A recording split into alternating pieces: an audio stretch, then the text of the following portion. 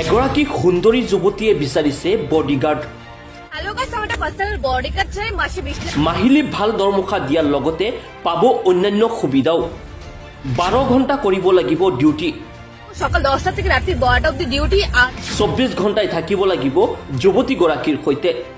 হয়, নিবনুৱাসকলৰ বাবে ভাল খবৰ। চাকৰি বিচাৰি এতিয়া আৰু হাহাকাৰ কৰিব নালাগে, কিয়নো এগৰাকী যুৱতীয়ে প্ৰকাশ কৰিছে যে তেওঁক এজন ব্যক্তিগত দেহৰক্ষী লাগে।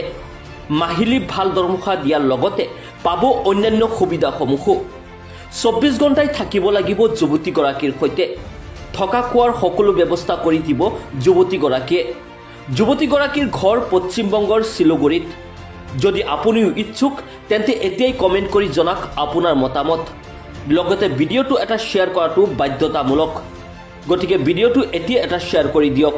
হ্যালো গাইস, আমার একটা পার্সোনাল বডিগার্ড চাই, মাসে 20 লাখ টাকা বেতন দিব, সকাল 10টা থেকে রাত্রি 12টা অবধি ডিউটি আর লোকেশন শিলিগুড়ি। আমার নাম রিয়া সেন। যদি কেউ করো তো আমাকে নিচে কমেন্টে জানাও এক্ষুনি।